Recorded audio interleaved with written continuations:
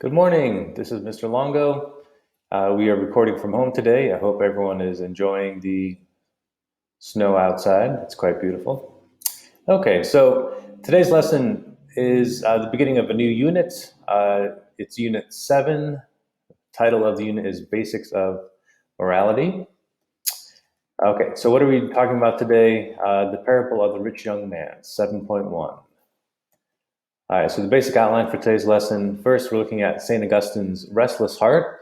It's a quote by St. Augustine that I want to analyze in detail. Then we're looking at the question of what is morality. And lastly, we'll finish up with an analysis of the parable of the rich young man. Okay, St. Augustine. Here's a lovely painting of him. St. Augustine was a great thinker in the Catholic Church. He's a saint. One of the greatest saints that we have. He wrote extensively about all different topics relating to theology, politics, art, literature, you name it, he wrote about it. He was also a bishop, so he was deeply involved with people's day-to-day lives as well.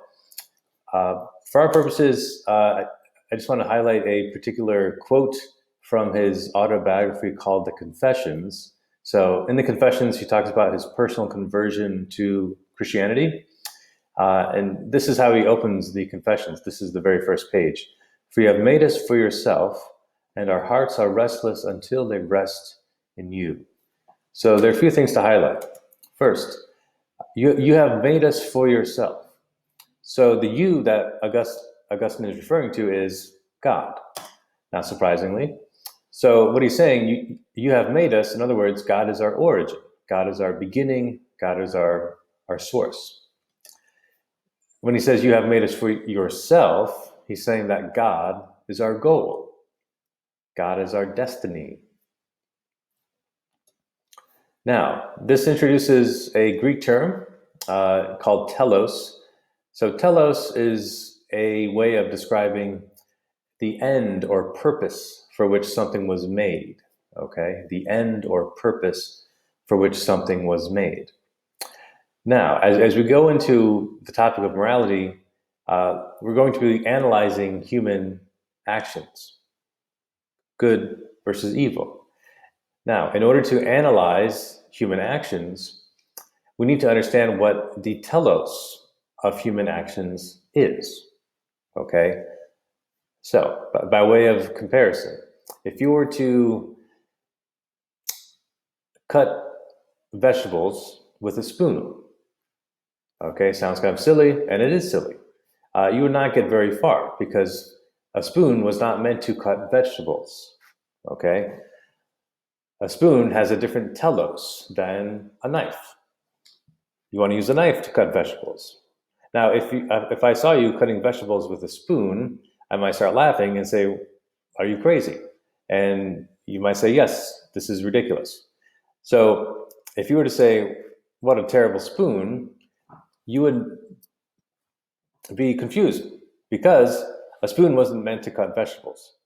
Okay? So in other words, in order to judge whether the spoon is working properly, in order to judge whether the spoon is good or not, you have to use it for the telos that it was designed for. Okay?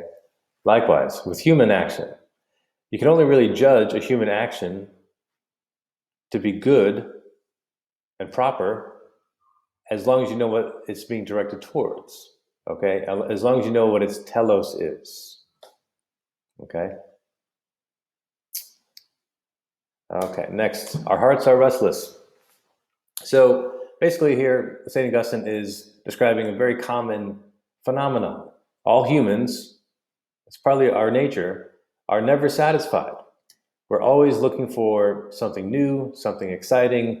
We're constantly striving for something. And then once we get what we want something new. We want something else. Just think of a Christmas present that you received and you were really excited about for a few weeks, and then you kind of got bored with it and you wanted something else. Okay, it's part of our human nature to be constantly seeking something else. Now, if that's the case, then there must be something which will satisfy us so that we don't want anything else. And what is that something? God.